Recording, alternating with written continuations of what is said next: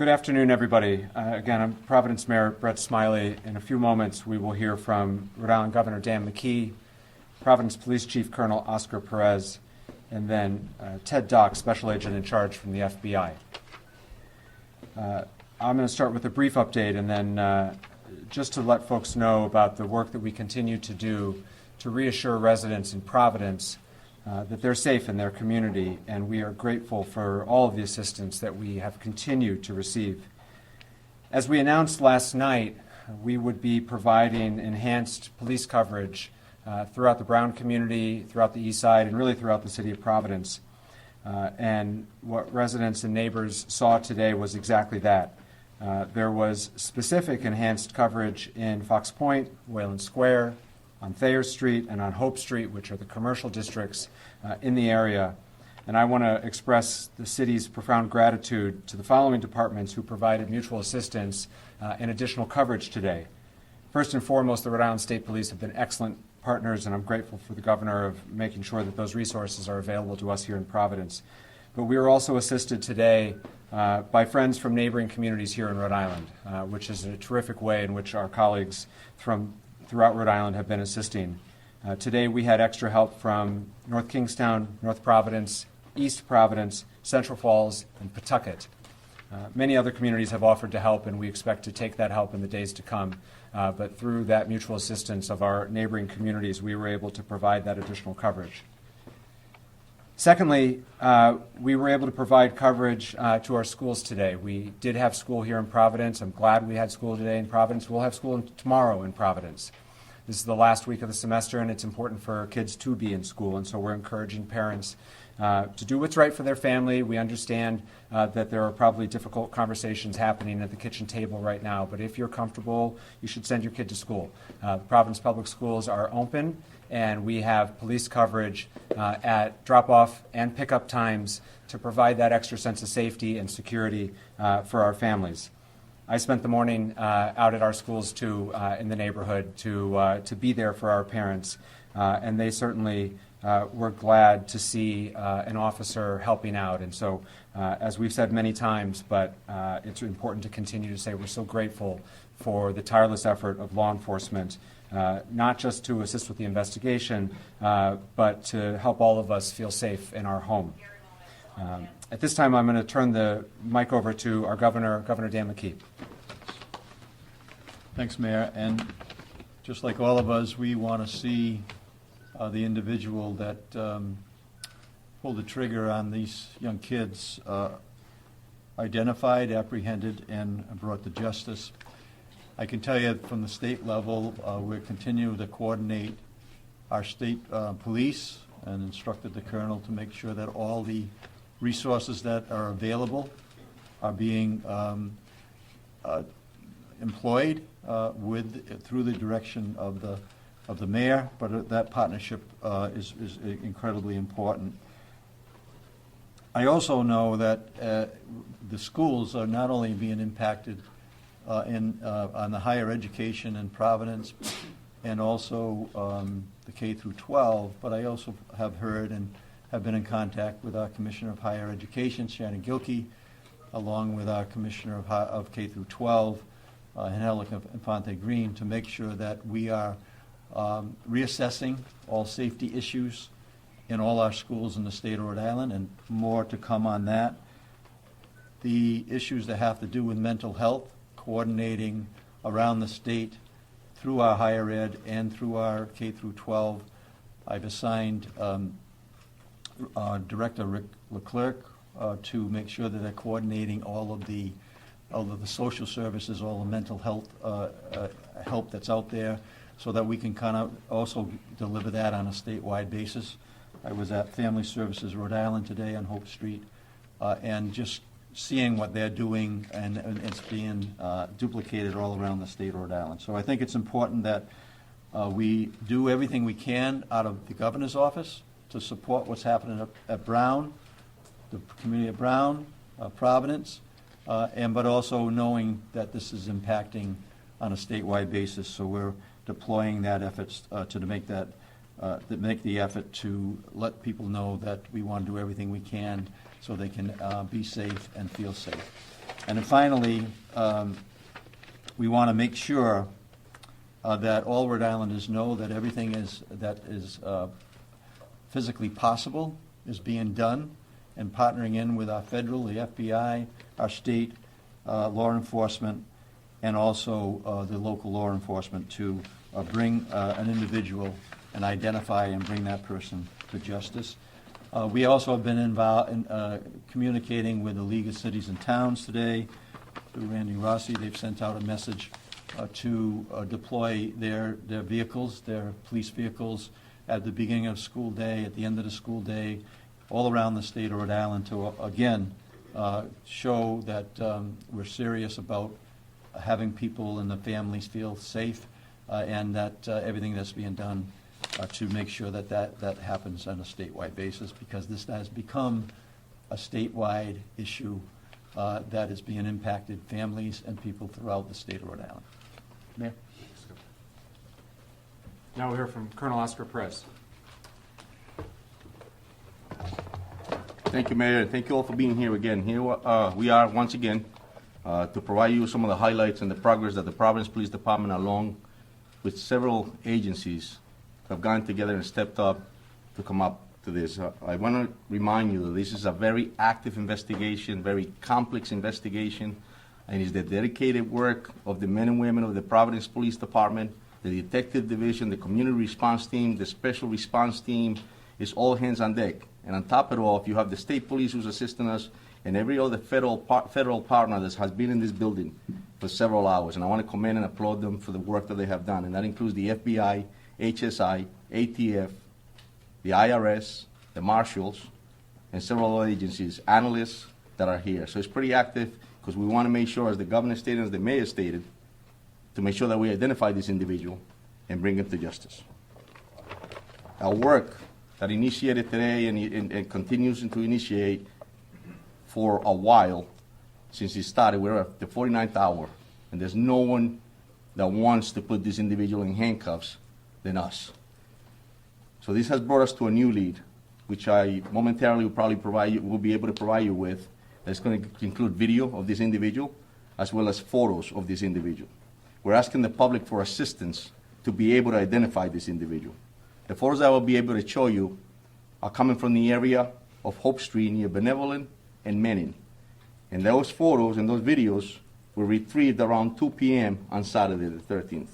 And we believe that's the same individual that we showed you from the previous video that we released. The public is encouraged to use the tip line, which is pretty active. We have a tip line which is staffed with officers from the Providence Police as well as analysts, and they're taking calls as we speak. And we want the public to use that information that they have that may be beneficial to this investigation. They need to call 401-272-3121 +0. That was going to direct you in order to provide the tips that you are providing to us. As well, you can access the FBI website at fbi.gov/Brown University shooting. Please, I'm going to ask you all to follow our channels to stay appraised of what's going on and to stay accurate.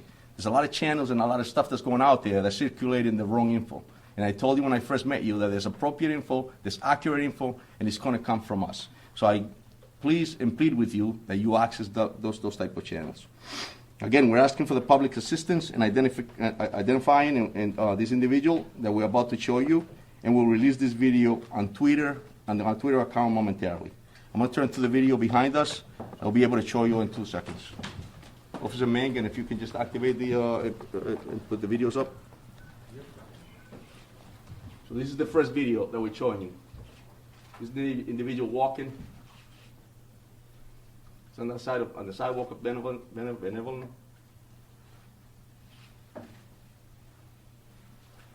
And this is prior to the incident. Here we go again with is this video too, Mike. Again, you see him walking.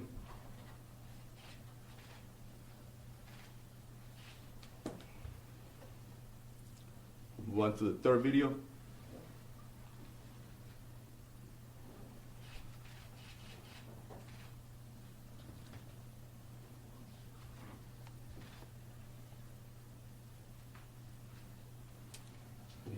this is some photos of this individual.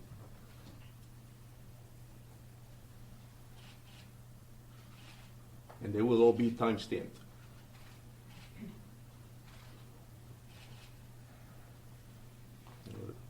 The last photo.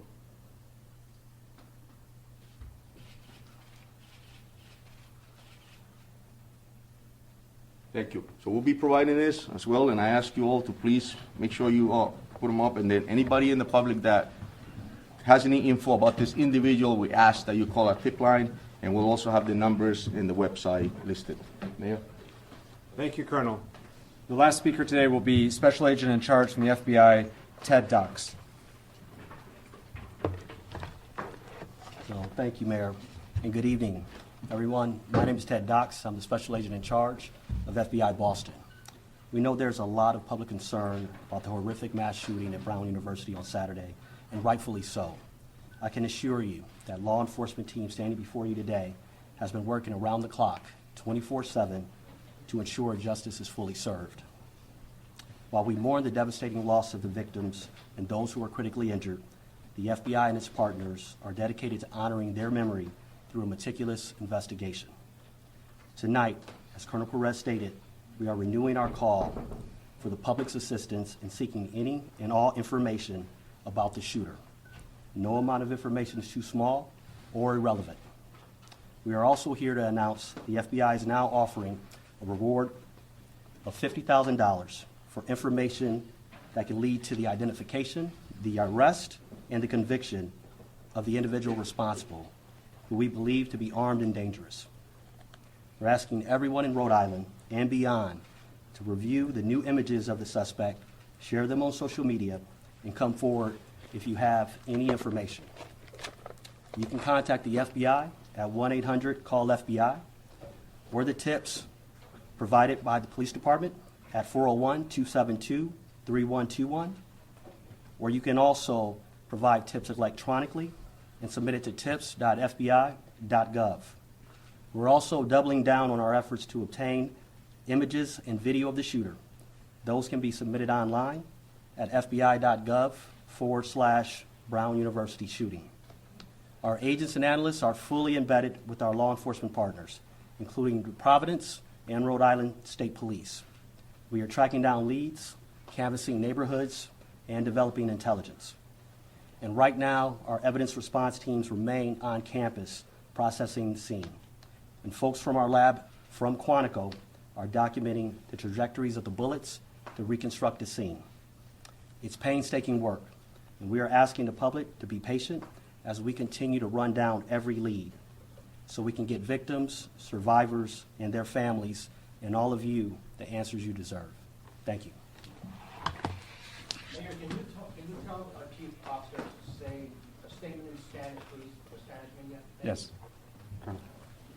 Gracias. Sí, verdaderamente estamos acá esta noche para demostrarles los highlights del progreso que hemos hecho en el departamento, y quiero identificar que es una colaboración del Departamento de la Policía de Providence, el personal de este departamento, también incluye las policías del Estado, obviamente los federales, partners de nosotros, como el FBI, el HSI, el ATF, el IRS y también la oficina de los Marshals también están incluidos. Acabamos de mostrar 3 videos en los cuales depictan lo que es esta persona que estamos buscando, y le pedimos al público que realmente, si ven estas imágenes y lo conocen a la persona, que llamen a los números que le acabamos de dar, y te los puedo dar cuando terminemos acá, para que ellos nos den esa información y así nosotros tener la posibilidad de identificar a esta persona y traerlo a la justicia. Colonel, Mr. Mayor, Colonel, with these new images that are... Dan, go ahead. Hi, Mayor Dan Yep. Janey from NBC 10. I just want to ask a question. These videos and images were actually very good that you just showed. They were from the day before, and I'm just wondering, why didn't we release these a little bit earlier? Did you just get them today? And can you explain? Because that's going to be a question from you. Of course, and that's a great question, Dan, and I'll tell you that it takes time. I've mentioned it before that investigations are very complex.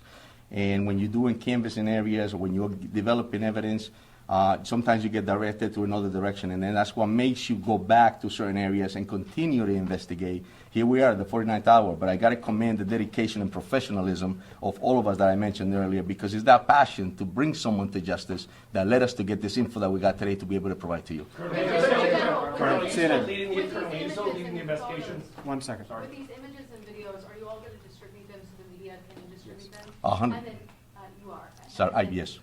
Mr. Attorney General, yesterday you made it clear we didn't have an image of this person's face. Now these images show we do have this person's face. Is this going to be key in solving this case, which you seem very dedicated in doing? Yeah, look, I think, as I've said multiple times today, that these investigations are like threads that you pull on a garment, and some of them you pull and the garment doesn't open up, and other ones you pull and the garment comes undone. I think when you go out and get a better image of the person's face, that can only help the public, help us identify this person and confirm that they're the right person when that time comes. You know, the prosecutors today have been working with the law enforcement agents and police officers to advance this investigation, and I would describe today's work as making steady progress to identifying the person that we saw in the video that was released yesterday, and the sooner we can identify that person, the sooner we can, I think, blow this case open. But that's work that has to happen in the next 24 to 36 hours. Mayor, What's led you to believe that there was no further threat to the community today? You mentioned yesterday that there was no additional evidence. Can you just expand upon that to? Yeah, it's the same. It's the same as yesterday, which is ever since 4:05 on Saturday, which was when the first call came into Brown. There has been no new, credible, specific threat anywhere in the Providence community With respect having to Mayor, anything. there was no threats made prior to the shooting, so how can people feel safe with that information? The way in which we are trying to reassure our residents is through a noted, visible police presence throughout the community. It is going to be hard for my city to feel safe going forward. This has shaken us. That will be true tomorrow. I suspect that'll be true the day after the general convicts someone. This is a process to restore a sense of safety. But we're going to take those step at a time. And the first step in what we're trying to provide today, and which we did well with the assistance of our neighbors, and we're grateful for it, is a noted, visible police presence to provide some confidence for families that are taking their kids to school, people who have to get to work a shift. You know, I spent lunchtime today walking down Thayer Street. And for our guests, Thayer Street is the commercial district right adjacent to campus. And I talked to one of the women at Antonio's, which some of you know is a pizza by the slice joint, and she said, I didn't want to come to work today, but I needed to work. I needed to take the shift, and that's a very real thing happening in our community right now. But she noticed, and she appreciated the fact that there were patrolmen walking up and down Thayer Street. It made her feel a little bit better. And when she comes to work tomorrow, I hope she feels a little bit better after that. That's where we are right now in terms of restoring a sense of safety to the community. And that's what we're going to continue to try to do. Bill, go ahead. Mayor, two questions. Yeah. To that point, a lot of people scared right now, a lot of people confused right now in the city. Yeah. You speak to them directly, summarizing what you just said or any other thoughts from the heart. Yeah. Your take right now is Providence safe. Yeah. Providence remains a very safe city, and Providence receives really the best law enforcement, I believe, in the country. And today, especially at this moment, it's being augmented by great professionals of other Rhode Islanders, the state police, and others, and our federal partners. But my sense of the community right now is that this is starting to get very real and very personal. And I heard that today. I heard that last night at the vigil. We're all 2 degrees of separation from one another. And now people are starting to share stories with one another of, oh, my neighbor was nearby, and oh, my friend's kid was supposed to go to that review session but didn't. I'm starting to hear those stories, and I think all the Rhode Islanders in the room are starting to hear those stories. I heard that story again today with one of our customers is one of the teachers. And so it's starting to get very personal for our community, which is hard. And that's, I think, where we are sort of emotionally in the process. But we're here from one another. That's the scary side. The upside is that this is a tight-knit community that looks out for one another. The governor was there. All the officials who were up here with me tonight were with us at Lippert Park last night. It was 10 degrees. It was loosely organized, and yet hundreds of people came out because they wanted to be with one another. They were hugging their neighbors. They were crying. They were offering each other support. So this community will heal from this. We will move forward. But that doesn't make light of, and I'm certainly not making light of, the fear and anxiety that persists. But the only way we're going to move forward through it is one step at a time, and today's one of those steps. Please, Barb, go ahead. For the Colonel, Yeah. do you have any idea what kind of firearm was used in this shooting? And do you know how many rounds were fired? Do you have any details of that nature? It was several rounds, and it was a small caliber, actually 9mm firearm was used.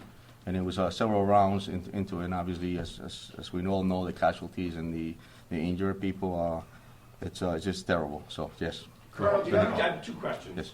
Who's the lead investigator on this now? And secondly, what do you believe that a person of interest was doing in that video and those pictures that you obtained? Yeah, so the first question, the lead is, obviously we're taking the lead, but Okay. we couldn't do this job without the assistance, as I mentioned, and collaboration of all the different agencies and municipalities. This is a team effort. This is important to us. As the mayor stated, it has shocked the city, and a lot of people are concerned. So this is an effort to put handcuffs on somebody, and it takes a whole team to do that. My second question is, what do you think he was doing? Was he staking out the area? Because this was the day before the shootings, correct? Correct. And so, What do you think he was doing? that's it. Was it So- hours before or days before? So it was a few hours before, and I'll tell you that at this point, that's all we have. So it was a few hours before what he was doing. We'll be able to find out further once we come to investigate. Go ahead. Go ahead, John. Go ahead, John. John DePietro, Yep. Road Patrol Live. Can you talk about, is it unusual to change the direction of an investigation as it's going on? That's a great question, John. I think that, all detectives throughout this nation and in the world understand that when you're investigating a case, it takes different paths. You start somewhere, you start here, and all of a sudden something else pops off and you're going in a different direction. And that's what happens. It's complex. And at the end of the day, you have to investigate, you have to pull every rock, you have to look at every video, you have to examine evidence, you have to check ballistics. It just takes a lot of work. You have to interview witnesses, and sometimes that takes you to a whole different path. And as a police officer and a detective, you have to make sure that you don't get into the tunnel vision in order to be able to get right answer. So yeah, they do change. Go ahead, Steph. Go ahead, Steph. Concerned that the more time passes, it'll be harder to make an arrest. I'll tell you, every It's been minute a couple days. Every minute counts. Every minute counts. But what doesn't stop is the dedication and professionalism of this department as well as our partners. Steph. Believe that any of the victims, whether the victims who died or the others, were targeted by this shooter, or that he was just shooting randomly and indiscriminately? That's all part of the investigation, Steph. Yeah. So we'll continue to investigate further. Thank you. Can you also explain, the FBI today was searching in the bushes and kicking around the snow, or like moving the snow on Waterman Street. We have known since Saturday that the potential suspect walked down Waterman Street. It was in the first video. Why would you be now looking in the bushes for something on Waterman Street 2 days later after it had snowed? So I just answered John the same question on how investigations, they turn and lead you in a different direction. We might have used all our energies in the first few days to investigate something, and here we are now heading back to that same place to continue to investigate, and that's why you saw that, because the investigations change on a daily basis. The travel of the 911 call or emergency calls that came in, when the first 911 calls to come in, were those dispatched by Brown University Police or Providence Police? It was dispatched by the 911 center, and yes, we responded immediately within minutes. You saw the Providence Police cruiser pulling up. So Providence has been an investigator on this from the beginning? That's correct. Patrick. Have you received any leads or indication on whether this was personally motivated, political, or otherwise? Are there any threats to Brown that they had turned over that would give us an indication of why this might have happened? It's a great question, and that's something that we're all asking ourselves, and we'll continue to investigate to be able to get that answer. In front here. Do you have reason to believe that this person is no longer in the community? Because can you continue to try to reassure the public that they are safe, but you also just said that something with this person you believe is armed and dangerous, so how can both be true? Well, yeah, right, and that's something that's unknown, but like the mayor stated, I'll tell you that we have enhanced enforcement in that area. We have, Steph stated earlier, we have a lot of officers in the area, so in that sense, it's going to be safe. But however, as well, I just want to remind the community that our priority in law enforcement and in the city is to keep our constituents safe, keep them informed, and to keep them committed to understand that we're a professional, we're dedicated, we're going to put somebody in handcuffs, and we're going to continue to do this job. So I want to know, Reason to believe that they are no longer in this community. that's something that we're continuing to investigate. Colonel Perez, just real quick, Tom Quinlan, Tom. WPRO. On the trajectory of where this guy went from the video that you saw, where is the last place that you would, you have clear video of seeing him? Is it like, are you still getting video from houses in that area? And, you know, Colonel Weaver, just real quick, in terms of the state's response, how much enforced patrol, we know about the enforced patrol in Providence, but are you putting throughout the state to keep the highways, you know, keep an eye on the highways? We have increased our patrols throughout the state, and we will respond accordingly to any requests for additional assistance. This is a collaborative effort, not only from our uniform division, but also our detective bureau is embedded here with Providence and our federal partners, and we will not stop until we find out who the suspect is and bring them to justice. Question for Attorney General. Wait, just real quick, back to Colonel Perez. I just want to clarify something because it seems that we're a little confused as far as the video itself. It says 2 p.m. It was their day off 2 hours prior. So where 2 p.m. So where's yes. the last time that you actually had video Just from? let me just finish with the. Go ahead. Thanks, Tim. Where's the last video that you actually have video from in that It's area? in the vicinity of Hope Street between Benevolent and Manning Street. That's before the shooting? That's correct. Yes. 2 hours, right? Yeah, 2 hours prior. Yes. My turn, Bill. Dan, Tom, relax. this video that you just released, more than anything, is key to wrapping to this case, okay? We have a closer picture of his face, we have a closer picture of his body. Based on that and witness interviews, do you have a new description of the person of interest now? Because he looked like a guy just walking around, you know, the neighborhood. Is there a new description you can give us of? There is, and it will be on that poster that we're going to be releasing on the images, and the height, weight, and things of that nature are all posted on that poster. It's something that we're investigating there. Dime. Desde ayer se han filtrado a la prensa Sí, el nombre, la fotografía y hasta la casa de la persona de interés que estaba bajo custodia. Sí. Quiere responder esta pregunta en los dos idiomas. sí. Hoy habían algunos medios haciéndose eco de que había una segunda persona de interés en custodia. Este no es el caso porque no he escuchado absolutamente nada en esta conferencia que se refiera a eso. ¿Me puede usted decir cuánto o cómo están manejando ustedes la información dentro del departamento y cómo se está filtrando a la prensa? Claro. Porque esto crea confusión, obviamente. Sí, sí. So the gentleman just asked a question about how information is getting filtered into the community and out from us. And the question was that past few days an individual was identified and was detained, and he was a person of interest. We had him here. He's asking, how does that get out to the media? How does that happen? My answer to that is I have no control over what's being released or circulated in the media. Speculations that occur. What we can control is what we give you here. And as I was speaking earlier, that's why it's important for you to get the information from us. So, mi respuesta que hago es lo que pasa es no me doy cuenta cómo se filtra esa información a los medios de comunicación. Es importante que la comunicación venga de nosotros y no de otras partes. Es muy importantísimo porque si hace circular en otros momentos van a especular. Ahora, he also asked, a second question that he asked was that there was information out there that we had a person in custody of interest, a second person. And that's not true, that's incorrect, and I don't know how that's circulated in speculation. So my answer to him is that, no, eso es mentira, hasta el momento no tenemos otra persona en custodia, lo único que tenemos es lo que acabamos de informar. Chris, go ahead, Chris. There appeared to be an issue with 311 services during Saturday's incident. A lot of neighbors couldn't get notification what issues were going on there, and has that since been resolved? Yeah, so residents in the city of Providence were notified in multiple ways, and certainly through all of your outlets, all official City of Providence social media outlets, Twitter, Facebook, Instagram, and we pushed out a 311 notice. If you are not the 311 notification system in the City of Providence, you have to sign up for it in order to receive it. And so 311 notifications did go out. If you are a resident of the City of Providence and you are not receiving 311 notifications, we urge you to please sign up. You can do so at the city's website. 311 notices have continued to go out throughout this entire incident, including up as recently as today, this afternoon, to clarify a false report with regard to a report of shots fired, which was found to be unfounded.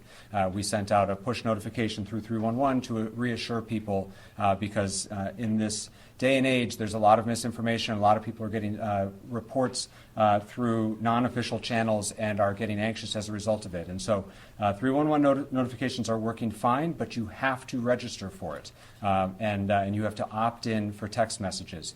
If anyone needs assistance for how to sign up for 311, if you are not tech savvy or if you are having problems, you can call the phone number 311, and we have staff available who will help register you. For all of our community, please know that there are always bilingual individuals to take those phone calls. Mr. Attorney General, real quick, you were on CNN this morning talking about, Colonel. Mr. Attorney General, you were Yes. on CNN this morning talking about the person that you spoke, the person of interest from yesterday was here. We have not heard that here today. Can you talk about, is that person of interest still here in the state? Who was he? Was he from Wisconsin? Just, Yeah, I think, as I said last night, for those of you who were here, I thought it was really unfortunate that this person's name was leaked by somebody. Is he cleared? Well, let me finish my answer. Excuse me? Why you finish the answer? Just answer this question. No, I haven't finished it yet, Ronaldo. So I'm going to finish it. So the person who was held, it was unfortunate that his name got leaked because it's one of the reasons why we use words carefully, and detaining someone because they're a person of interest is different from having a person in custody that you're gathering evidence to charge. I mean, that's a place in an investigation that eventually you get to, but we weren't there with this individual. So it's hard to put that name, back in the bottle. He has been cleared. He is not a person of interest any longer. The investigation is now focused in another direction. But I want to clarify something the chief said. That doesn't mean that while part of the team was focused on him, other leads weren't being followed up on. What's critical here is that we reconstruct, and the police know this, our prosecutors are working with them. It's critical that we reconstruct this man's movements, both before and afterwards. My hope is that we will eventually have that pattern. But when you ask staff why are they looking in particular areas, where he was and what his movements are developing as we obtain additional evidence. So that can't explain why people are looking somewhere today as opposed to 2 days ago. We're learning more about his movements as we gather additional video evidence. And that video evidence has been coming in at a much greater degree than it was 12, 24, 36 hours ago. Why, you ask? Some people were away for the weekend. Some of these places were businesses. So what the team is doing, there are a bunch of teams doing different things, exploiting electronic evidence, exploiting physical evidence, meaning forensic evidence from the crime scene, canvassing the neighborhoods. And those are the threads that when you pull them will open this case up. And that has been true over the course of my career, and I'm confident it'll be true again here. General, to that note, General. Yeah, go ahead, Bill, and I'll get out of the way after that. Go ahead. And this kind of follows up on what Colonel Perez said about, to the general public to use official Providence Police channels, be it YouTube or whatever. Are we doing a good job here? Is the media doing a good job in the ultimate goal right now, trying to locate this person? Yeah, look, I think part of what's important about these briefings, I give the mayor great credit for doing them, is to help push out information in a case like this to the press and the public to help us solve this crime. That's potentially what it'll take here. Mr. Mayor, I want to go back to Brown University. Yeah. Okay? There's been a lot of questions I've heard from a lot of parents today, and it goes back to the question about the alarm that was installed in 2007. That in an active shooter location, it sends off a notice and tells people what to do. That never went off. I'm wondering, what is Brown's answer? And perhaps even just as important, why isn't Brown here today? As for the decision to activate the Brown alarm, that's a question for Brown. I believe it was asked of the chief of the Brown Police Department the other day. you'd have to follow up with him. This is not a decision that the City of Providence or any of the other law enforcement partners that you see behind me can trigger that alarm. I don't know the answer to that. We continue to work very closely with Brown, and it is no lack of support or there's nothing to read into the fact that they're not here today. We have meaningful. We felt like there was meaningful updates to make with respect to the investigation, the video and photos that we shared today. Brown is not a part of those updates, and so we have all of the relevant agencies who are working on this and where we are in this investigation today, and that's why who you see here is here.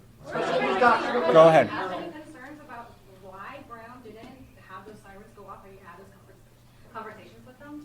Again, Brown has to answer that question, but it is clear that, and the Colonel mentioned this, and we've talked about it a couple times over the last 2 days, the police response to the initial call was swift, timely. We don't believe there was any, it could not have happened any faster than it did.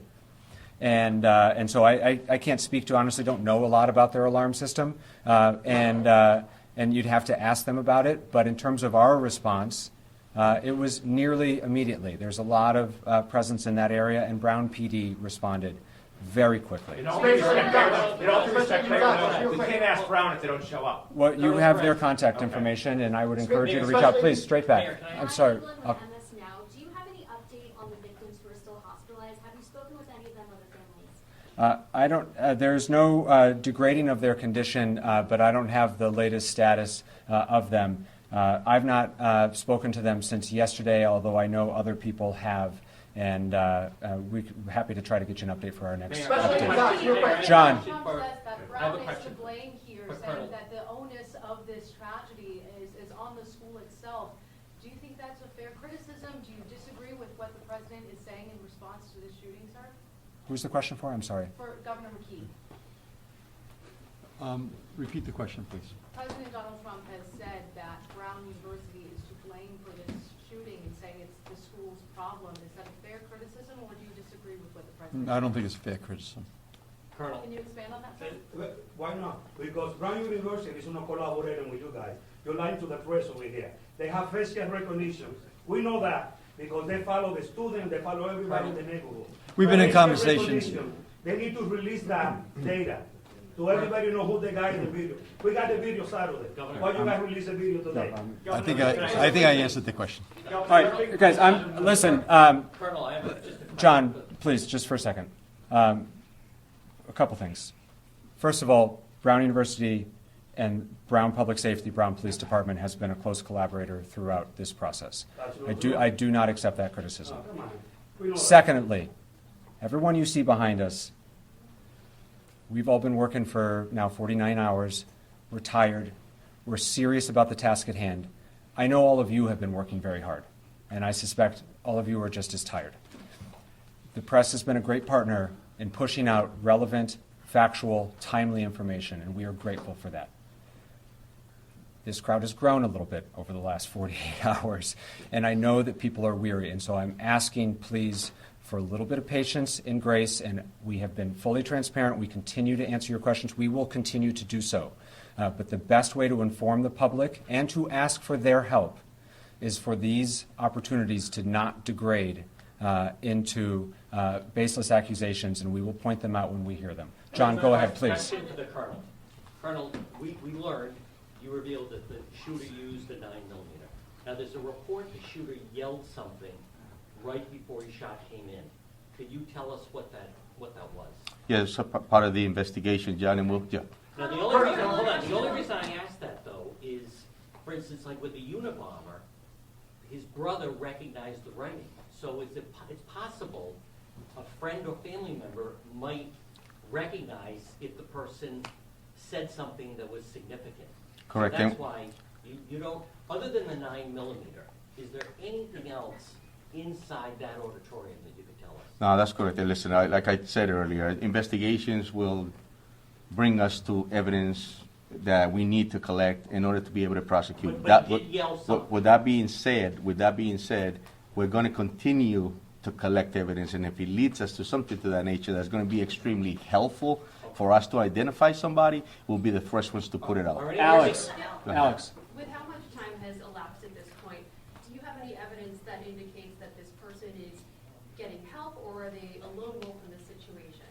Yeah, so we'll continue. Those are great questions, Alex, and I think that's something for us to continue to investigate. This is active and it's complex, and so that we may have an answer to that they by themselves, but that's not something that we have ruled out, and we won't do that. So. To the left here, please. Internal where the images Are came you from. looking for both a living or potentially deceased person of interest? We don't rule anything out. Like I told you earlier, this is a complex situation. It's fluid, but we'll continue to do our job in order to be able to get those answers. Follow up on John's question. Straight back, Did somebody please, actually yell? back. You were describing the suspect, or the person you're looking for, as someone in his 30s, and then you said 20s. From what you've seen, the picture that you've seen, can you now, through FBI profiling that's been done, give us a better age and whether or not he has any connection at this point, 49 hours later, to that classroom, that lecture hall, and to the Brown University campus? Can you say that lecture hall was targeted? Because we saw the video going around the neighborhood that you just showed us,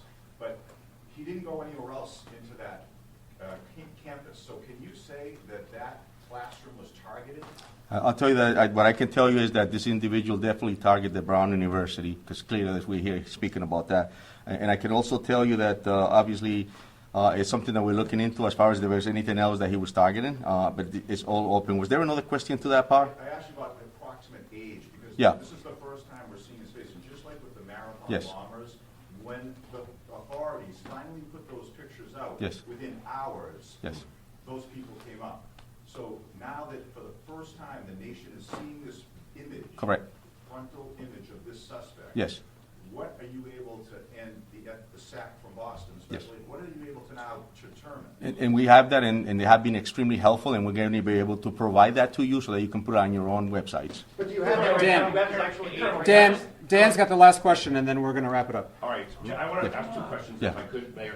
To follow up on John's question, did the suspect yell, like has been reported, and there's been some erroneous reporting, but did he yell when he came in the classroom? And how valuable have witness statements been from those who survived? Listen, my heart goes out to the victims. It goes out to the families, and I'll tell you that their cooperation has been extremely helpful. And that, with that being said, we'll continue, and I'm going to respect the fact that, and I hope that they get better, and my heart and soul goes out to them. So, Did he yell though? Did somebody so say something? that's something that we're investigating. We took statements, and we have to confirm that. Audio from the scene? So- Any cell phones? There were a lot of cell phones there. Were there any Question questions? for somebody.